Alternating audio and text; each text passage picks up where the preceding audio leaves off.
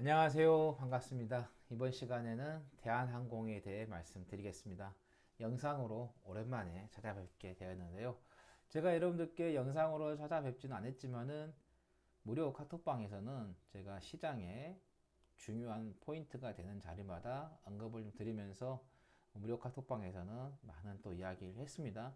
뭐 주가가 시장이 특히 빠진다고 할 때는 빠지는 그런 이치에서 여러분들께 말씀을 드렸고, 또 단기 하락이 나오고 나서 돌아가는 그런 자리에서 제가 여러분들께 반등이 나온다고 하면서 지속적으로 또 언급을 좀 드리고 했었습니다. 그래서 영상으로는 찾아뵙지는 못했지만은 무료 카톡방에서는 제가 여러분들께 계속해서 시장 상황에 대한 중간중간마다 점검을 해드리고 또 언급을 드리는 그런 시간을 좀 가졌었습니다. 자, 제가 7월 3일이었죠. 그때 영상을 이제 부자 종목을 해가지고 4개를 여러분들께 언급을 좀 드렸었어요. 그때 언급을 좀 드리면서 삼성전자, 현대차, 기아차, 대한항공 이렇게 제가 여러분들께 언급을 좀 드렸었는데, 그때 뭐 삼성전자가 실적을 앞두고 있어서 올라갔었죠. 그리고 나서 얼마 안 있다가 현대차, 기아차가 치고 올라가는 그런 흐름을 만들어냈고, 제일 가지 않았던 게 바로 대한항공이 되겠는데, 그러면서 제가 약 한 2개월 전에 여러분들께 이 영상을 좀 보시면은, 자, 대한항공 1억 투자 성공할 수 있을까? 계좌 공개 1억 조금 넘게 투자를 했으면서 그때 제가 여러분들께 계좌까지 공개를 좀 했었습니다. 그때가 이제 9월 한 3일이네요. 그래서 한 2달 정도 조금 된 것 같은데요. 그러면서 앞으로 이 코로나가 영원히 뭐 지속되는 것은 아니다라는 말씀을 드렸고, 만약에 이제 백신이 나와서 수혜가 될 수 있는 게 뭐가 되겠까? 제가 그때 여러분들께 뭐 항공주, 뭐 여행주들 이렇게 말씀을 좀 드렸었고, 그 다음에 또 오너가 이런 위기가 왔을 때 얼마나 빠르게 이 상황을 대처를 할 수 있느냐. 조은태 회장이 어때요? 여행이 되지 않기 때문에, 그래서 이 여행객에 대한 수요가 이루어질 수 없기 때문에, 그러면 어떻게 하면 이 돌파를 할 수 있을까? 바로 이제 화물로 대처를 하면서 화물 쪽에서의 수익이 발생하고 있는 그런 상황이 나왔었죠. 그러니까 이 오너라는 자리가 어떤 위기가 왔을 때 결정을 빨리 해줘야 돼요. 방향의 결정을 빨리 제시해줘야 되는데, 그거를 조원태 회장이 정말 방향을 빠르게 제시를 하면서, 자, 항공 쪽, 운임 쪽에서의 실적이 좋았고, 그 다음에 여러분들께서 오늘 기사를 통해서도 아침에 다 보셨겠지만은 이 운임 쪽 비용이 올라가면서, 즉 항공 쪽에서의 수요가 좀 올라오고 있는 그런 부분도 우리가 좀 보고 있다. 오늘 이제 제가 이제 그 계좌를 장중에 한 1시 52분이네요. 이걸 캡처를 해서 올려드렸었는데, 오늘 종가는 21,800원에 마감했어요. 그래서 한 19%, 거의 한 20% 가까이에서 오늘 종가 기준으로 좀 마감을 했습니다. 그때 제가 여러분들께 항상 말씀드렸던 게, 바닥줄을 잘 잡아 보시면은, 잘 공략을 하면은 좋은 결과가 있다라고 말씀드렸었는데, 그래서 한 2천만 원 정도 현재 수익이 좀 발생하고 있고, 여기 보시면은 그 뒤로 뭐 보시면 어떤 분은 뭐 영상을 좀 보고 매수를 하셔서 18%가 넘게 뭐 수익이 나고 있다라고 이렇게 말씀하신 분도 계십니다. 뭐 중간에 이제 무료 카톡방에서 제가한테 뭐 올라가고 있는데 매수를 해야 되냐 이렇게 물어보셨는데, 제가 그랬거든요.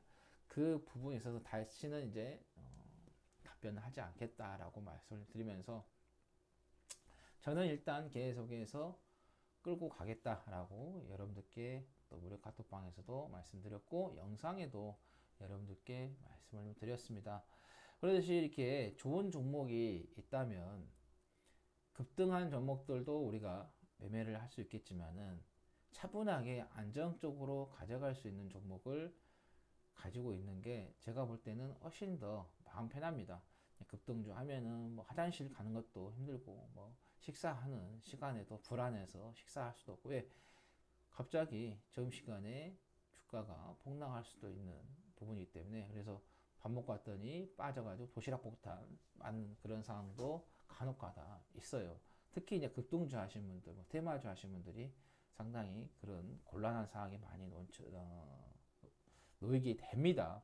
그래서 제가 여러분들께 뭐 현대차라든가 그다음에 기아차, 뭐 대한항공, 그다음에 조선주들 이렇게 말씀드렸을 때 뭐 급등하고 막 시장에서 알려진 게 아니라 바닥에 있으면서 누구와 쉽게 접근하지 못하는 그런 종목들을 많이 언급을 드렸어요. 근데 뭐 시간이 지나면서 보시면 아시겠죠. 올라오니까 주식은 사가지고 지금 당장의 어떤 결과를 보이는 것도 있고 또 봐야 되는 그런 부분도 있지만은 내가 주식을 사고 나서 그게 꾸준하게 계속해서 올라가느냐 안 올라가느냐 그게 가장 중요합니다. 꾸준하게 계속해서 올라가게 되면 내가 언제 어느든지 마음 편하게 매도를 할 수가 있어요. 근데 급등락이 계속해서 이루어지게 되면은 불안해서 이게 더 갈 것 같기도 하고 더 빠질 것 같기도 하면서 오히려 여러분들 심장에 병이 됩니다. 심장병의 하나의 유발하는 그런 부분이 되는 그런 상황이 좀 되고 있다라는 말씀을 좀 드리면서 일단은 뭐 저는 좀 더 대한항공 종목은 가져갈 의향이 있다라는 거 다시 한번 말씀을 좀 드립니다. 그래서 뭐 가지고 계신 분들이라면은 참고하시면 되겠다라는 거 말씀드리겠고 오늘 뭐 그러니까 이런 재료가 나오기 전에 우리가 먼저 가지고 있어야 되죠. 제가 여러분들께 아까 9월 3일에 영상을 올려드렸다고 했었죠. 그러니까 이 정도 되겠습니다. 여기에서 제가 여러분들께 계좌를 오픈을 했으니까 그리고 나서 그 계좌를 중간중간 계속해서 한 번씩 또 오픈을 해드렸던 상황이 좀 나옵니다. 이 정도 9월 3일 날 좀 올렸기 때문에 그래서 이렇게 종목이 좀 바닥에 있을 때 여러분들이 보지 못했던 다수들이 보지 못하는 그런 구간에서 우리가 좀 살펴보자 라는 말씀을 드리면서 반드시 이거는 가치가 있는 종목이기 때문에 올라갈 것이다 라고 제가 이 구간에서 제가 여러분들께 말씀을 계속해서 드렸었죠. 그러니까 이렇게 따라가면서 매매를 하게 되면은 실패할 확률이 높아요. 하지만 떨어지거나 이렇게 조정을 주고 있는 그런 상황에서 여러분께서 매매를 했을 경우는 성공할 확률이 없다. 주식은 생물입니다. 제가 여러분들께 카톡방에서 계속해서 말씀드리지만은 주식은 생물이다. 제가 여러분들께 시장이 빠진다고 말을 했지만 중간에 또 움직일 수 있는 그 자리에서 또 생물이 될 수 있는 그런 자리에서 말씀을 드렸잖아요. 지난주 화요일 코스피 같은 경우는 반등 아침에 장 출발하기 전에 시작한다고 말씀드렸고 그 다음에 코스닥 같은 그 전주에 지난주에 여러분들께 다 왔다라고 언급을 드리면서 반등에 대한 이야기도 드렸었고 근데 그래서 그 주식이라는 게 어느 방향으로 어떻게 올라갈지는 우리가 정확하게 알 수는 없어요. 잠깐 포인트. 종목도 마찬가지예요. 정확한 어떤 가격대에서 우리가 맞고 올라갈지는 어떤 누구도 알 수가 없어요. 왜 그러냐? 대한항공이라는 이 주식에 나만 들어간 것도 아니고 전 세계 모든 사람들이 들어와서 매매를 하기 때문에 세계 그 모든 사람들의 심리가 이 차트에 반영이 되어 있는데 어떤 한 사람 마음에 의해서 이 주가가 움직이고 갈 수 있는 그런 상황이 아니에요. 그러니까 세력들도 마찬가지예요. 어느 정도 선에서는 자기가 방어를 하고 하겠지만은 정확한 그 자리에서 방어보다는 조금 밀려서 방어가 될 수도 있고 조금 더 올라가서 상승이 나올 수도 있는 그런 상황이 된다는 거죠. 그래서 이런 움직임을 우리가 좀 잘 봐야 된다는 거죠. 최근에 뭐 대한항공 같은 경우 외국인도 지금 매수세가 좀 들어오고 있고 기관도 매수세가 좀 들어오는데 뭐 증권사에서 보험 쪽에서 투신이죠. 펀드 쪽에서도 자금이 계속해서 좀 들어오고 있으니까 수급을 보고도 이미 늦은 경우도 있어요. 그러니까 수급을 보고 들어갔을 때 맞는 경우도 있지만은 수급을 보고 매매를 했지만은 그 수급에 어떻게 보면 뒤쳐져서 들어가는 경우도 있는 거죠. 그래서 꼭 주식을 하는 데 있어서 어느 하나만 보고는 매매할 수도 없고 정답을 찾을 수는 없다라는 거죠. 그래서 이 포인트 같은 경우를 잘 잡아야 되는 그런 부분이 되겠다는 말씀 드리겠고 오늘 뭐 기사를 좀 통해서 아시겠지만은 뭐 미국 추수감사절 뭐 성탄절 소비 확대 전망에서 연말을 앞두고 항공 화물 운임료가 치솟고 있다. 그러면서 뭐 화물 운송 지수 이야기가 나오면서 최고치 8.47달러보다는 낮지만 지난 5년간 이 운임 부분에 있어서의 비교했을 때 여전히 높다라고 기사가 좀 나왔었죠.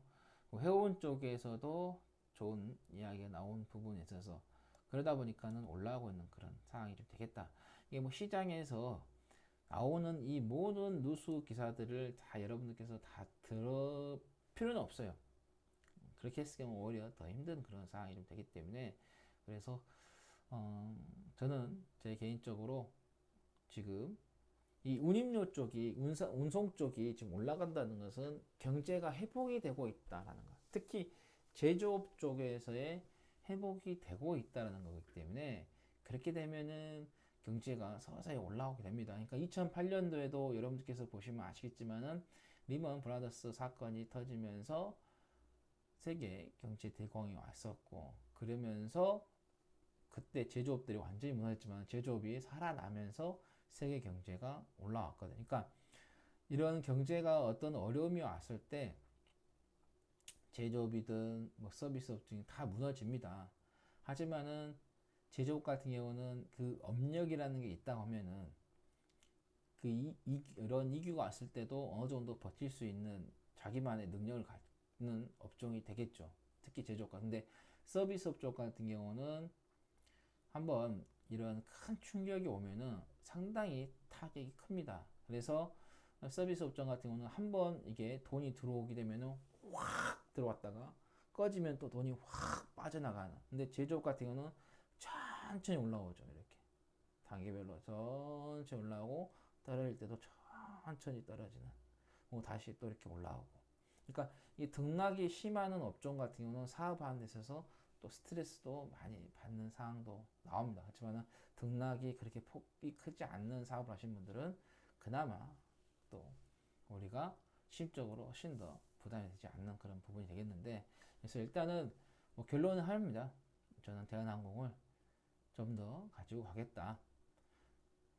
바이든 후보가 당선이 됐고 그렇게 되면은 세계 경제는 좀 다시 언제 그랬냐듯이 회복을 할 것이고 그렇게 되면은 또 세계 글로벌 시장에 여행이 좀 되는 그런 부분이 되기 때문에 그래서 지금 화물 쪽에서 수익도 괜찮게 나오고 있고 이게 백신이 나와서 좋게 흘러간다고 하면은 항공주들은 더욱더 더 성장할 수 있는 그런 부분에 있어서 충분한 매력이 있다라는 거 다시 한번 말씀드리면서 이번 방송 여기에서 마감하도록 하겠습니다. 감사합니다.